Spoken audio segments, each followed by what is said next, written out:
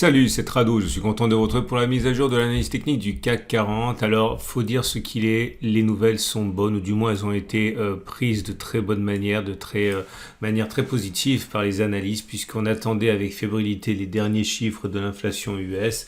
Et encore une fois, ils se sont avérés au goût des investisseurs qui poussent le CAC 40 0,7% plus haut, rendant de plus en plus improbable la cassure de la zone grise. Autrement dit, on aurait a priori une semaine de confirmation. Alors, je vous rappelle l'enjeu, si vous n'avez pas vu la vidéo cette semaine, on a réussi la semaine dernière à passer cette zone-là. Et comme il s'agit d'une zone importante, je voulais une bougie de confirmation avant d'acter le changement de polarité de résistance en support.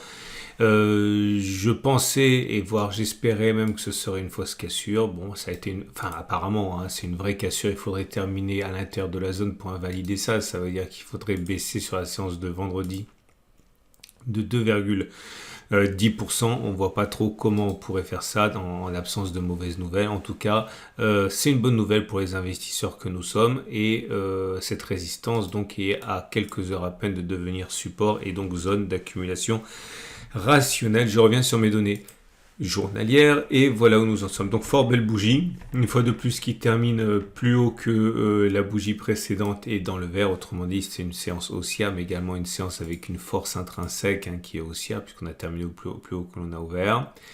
On peut considérer que les chandeliers japonais Aiki-Nashi vont dans le même sens. Vous regardez, ce sont des bougies Aiki-Nashi longues, vertes, sans mèche basse. Autrement dit, ça fait 6 séances que c'est comme ça. Donc, qu'est-ce que je raconte? 4, 5, 6, 7, 8, 9, 10 séances que c'est ainsi. Et qu'il est donc plus probable, une fois de plus, que l'on clôture plus haut plutôt que l'on ait fait les plus hauts. Alors, bien sûr, évidemment, il vient toujours un moment où ça ne se produit pas ainsi. Toutes les séquences sont une fin. Mais dans l'état actuel des choses, il est encore une fois plus probable que l'on termine plus haut que l'on ait fait les plus hauts et c'est confirmé par la bougie Three Line Break dont on a maintes fois parlé et qui après nous avoir donné un faux signal ici, c'est-à-dire une bougie comme ça verte isolée sans répondant derrière, et bien une fois de plus la loi des séries s'est appliquée comme elle s'applique généralement avec un cinquième bloc vert d'affilée. Alors maintenant les éléments techniques. Bon, on le sait, la tendance immédiate, elle est haussière, puisque la moyenne mobile à cette période, elle est haussière, et on est au-dessus, tendance immédiate haussière. Tendance générale haussière également. On a une autre signal haussier donné par le croisement M7-M20 qui finalement était précurseur de ce qui se passe actuellement. La tendance de fond est haussière. La tendance de long terme est également haussière ici, puisqu'on est au-dessus de la M200. Et les bandes de Bollinger également sont toujours dans une situation plutôt haussière, puisque on monte et on colle à la Bollinger supérieure dans une situation d'accroissement de volatilité qui se manifeste par l'écartement des Bollinger. Alors je vous rappelle que ça fait 3 séances que l'on travaille sur les Bollinger et sur les stratégies de bande de Bollinger parce que c'est les seuls vrais signaux nouveaux auxquels on peut accéder pour l'instant et justement on continue la série, il n'y a pas de raison mais cette fois-ci on va aller du côté des données mensuelles parce que c'est uniquement sur ces données mensuelles que j'ai trouvé quelque chose de neuf à tester et voilà. Alors forcément comme ce sont des graphes en données mensuelles, l'horizon de réalisation du scénario est assez lointain, mais voilà ce que j'ai testé avec vous. Et ça utilise naturellement les bandes de Bollinger. Et j'ai regardé ce qui s'est passé récemment ou plus longtemps, lorsque l'on a rebondi sur la Bollinger inférieure, comme c'est le cas ici, et que l'on a passé et clôturé au-dessus de la M20. Je faisais le pari que lorsque cela se produit, eh bien, il est beaucoup plus plausible que l'on aille chercher la Bollinger supérieure plutôt qu'on ne le fasse pas. Très peu d'occurrences puisque c'est des données mensuelles et que le CAC 40 est un indice jeune. Mais on va regarder quand même ce qui s'est passé depuis le début du CAC 40. Et comme vous pouvez le voir, ici, on a rebondi sur la Bollinger inférieure, enfin on l'a touché du moins. On a clôturé au-dessus de la moyenne mobile à 20 mois. Et derrière, comme vous pouvez le voir, on est allé beaucoup plus. Alors là, on n'a pas touché la M7, on n'a pas touché la M20, mais je ne peux pas vraiment considérer que ce soit perdu non plus, puisqu'on n'a pas touché le stop de protection qui aurait été de revenir sur les plus bas. Mais bon, je considérais que comme on a fait dans la foulée voilà, 33%, on peut considérer quand même que c'est un succès, même si c'est un petit peu tiré par les cheveux, parce qu'on n'a pas à proprement parler touché la Bollinger supérieure. Là, par contre, ça a été le cas. Vous voyez, on a rebondi sur la M20, on a traversé la M20. À partir de là, est-ce qu'on allait plus bas ou est-ce qu'on est d'abord allé chercher la Bollinger supérieure? On est d'abord allé chercher la Bollinger supérieure. Ici, on a touché la M20, on a clôturé au-dessus de la M20. Derrière, on est allé chercher la Bollinger supérieure. Et vous allez constater, bon, il n'y a pas énormément d'occurrences encore une fois. On touche la Bollinger inférieure, on n'arrive pas à clôturer au-dessus de la M20, on y arrive ici et derrière Bollinger supérieure.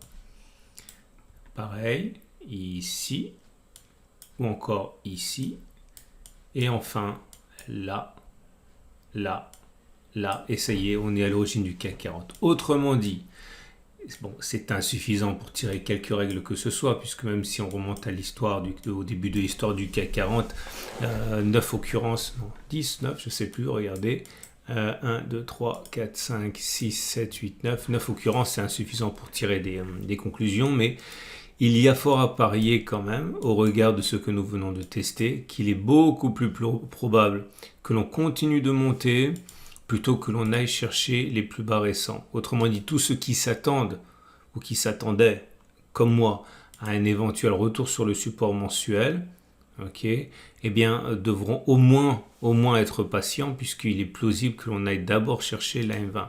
Ça veut dire que la baisse ne serait pas terminée, et ça veut dire que comme elle est fuyante, on peut s'attendre encore à prendre au moins la bagatelle de 4%.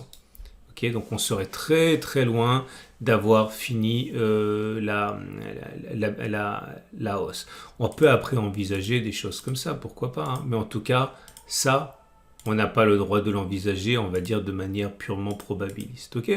Donc, je reviens sur mes données journalières, et comme vous pouvez le voir, hein, ça correspondrait à un retour tout simplement, hein, sur les plus hauts de 7400-7200, qui est complètement en accord avec tous les tests que l'on a fait avant, parce que je vous rappelle qu'il ne faut pas vous laisser leurrer, et je vais y revenir un petit peu plus tard, par la position vendeuse que j'ai prise à titre personnel, hein, puisque bon, après chacun fait les paris qu'il veut, hein, mais on n'a que des signaux haussiers qui ont été analysés par votre serviteur et qui ont été délivrés par le marché, hein.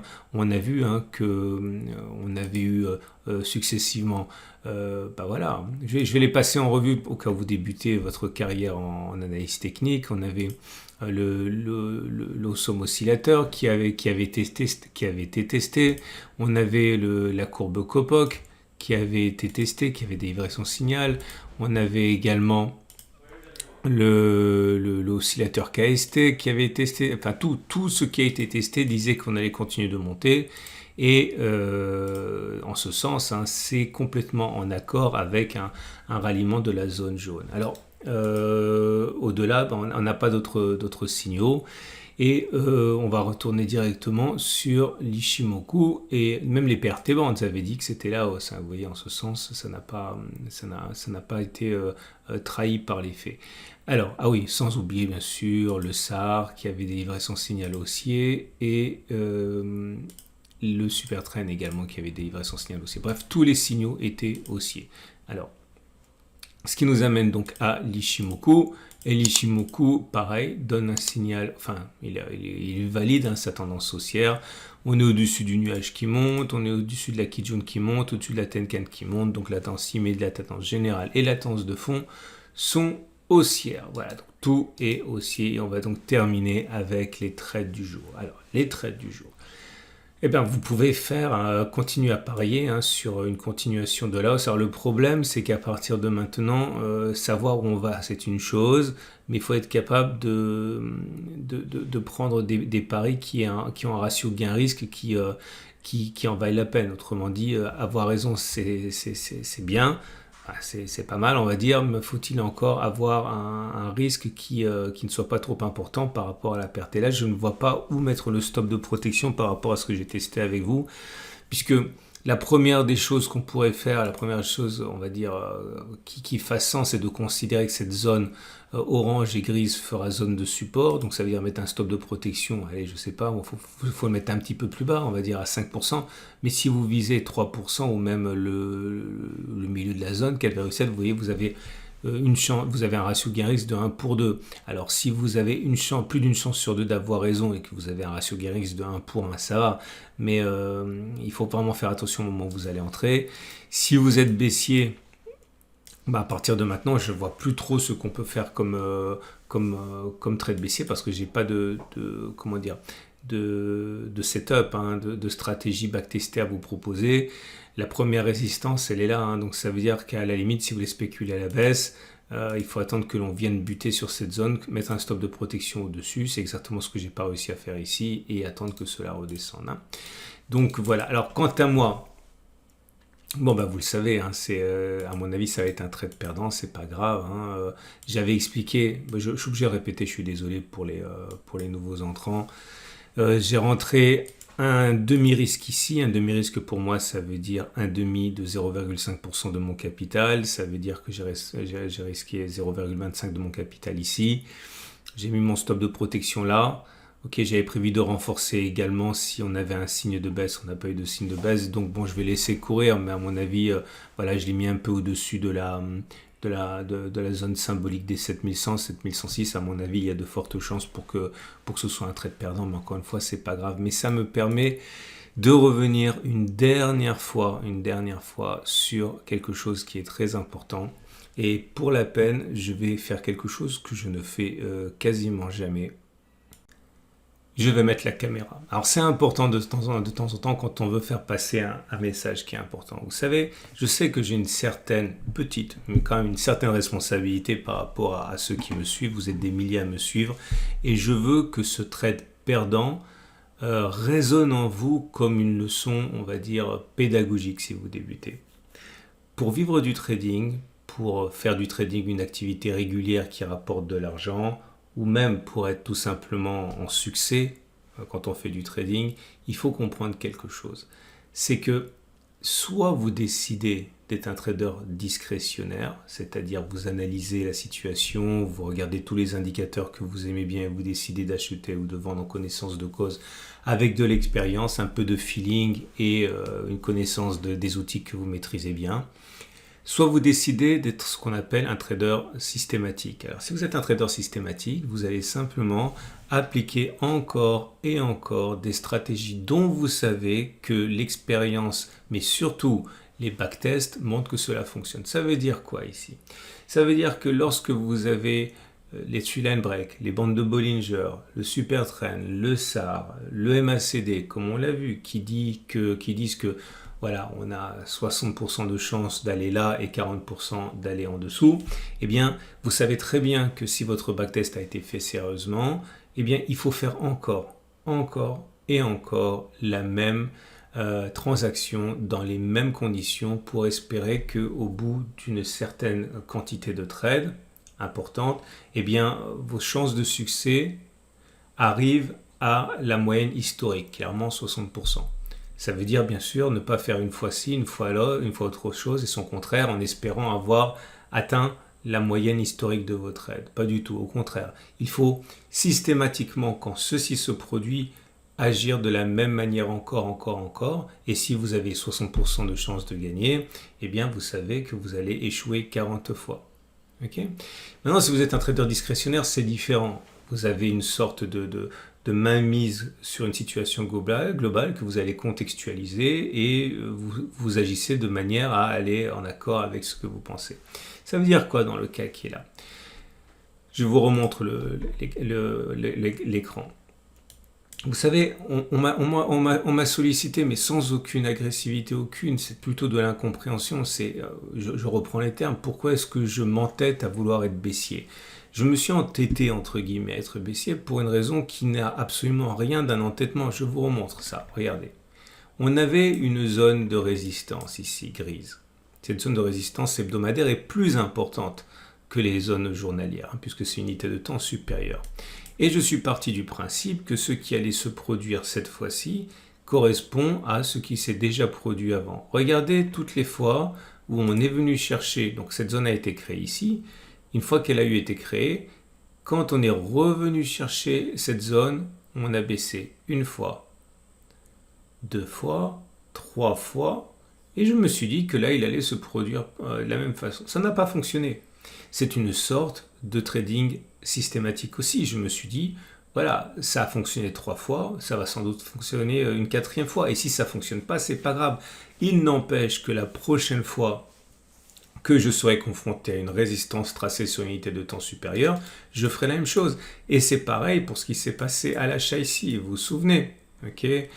On avait une zone de résistance, de support, on a rebondi dessus une fois, deux fois, trois fois, quatre fois, et la prochaine fois qu'on viendra sur cette zone, si on y va, j'achèterai encore. Et avec un peu de chance, je gagnerai. Avec de la malchance, je perdrai. Mais toujours en gardant à l'esprit que cela va dans le sens de ce qui fonctionne historiquement. Ou si ça ne va pas dans le sens de ce qui fonctionne historiquement, au moins le fait que ce que je gagne soit démesuré par rapport à ce que je perds vaut la peine quand même d'être tenté. Donc, on avait deux chances de réagir par rapport à, enfin deux situations et deux façons de réagir par rapport à la situation qui va faire de mon trade un trade perdant. Soit on se disait, je vais aller dans le sens de certaines statistiques, toutes celles qu'on a évoquées, le SAR, le Super Trend, le MACD, l'Ossom Oscillateur, les bandes de Bollinger, etc. On achetait et on se disait, bon tant pis, si jamais je perds, ça tombera dans l'escarcelle des trades perdants. Quand on réussit 60 ou 70 fois, il y a des trades perdants. Soit on faisait ce que j'ai fait moi, à savoir m'appuyer sur le fait qu'on allait spéculer à la baisse sur une résistance, tout en sachant qu'à un moment ou à un autre, une résistance elle peut casser, c'est ce qui s'est passé maintenant, mais je n'ai absolument aucun regret par rapport à ce que j'ai fait, ça restait logique, la perte elle est limitée, on parle de 0,5% de mon capital si je suis déclenché à 7106. Ah d'ailleurs, je dis ça simplement comme ça, si par miracle, demain on a une baisse importante et que l'on clôture en dessous de la zone grise, je renforcerai. Je dis ça simplement comme ça, il est beaucoup plus plausible que mon stop de protection explose sur 7106. Mais en tout cas, vous l'aurez compris, c'est ça, être trader. Et ceux qui pensent que le trading, c'est deviner ce qui va se passer, confondent en fait le trading avec une autre activité tout aussi louable, mais c'est pas comme ça qu'on travaille quand on a un trading qui est, on va dire, un petit peu expérimenté. Voilà, c'est une excellente journée et je vous dis à demain pour la mise à jour et plein d'autres vidéos.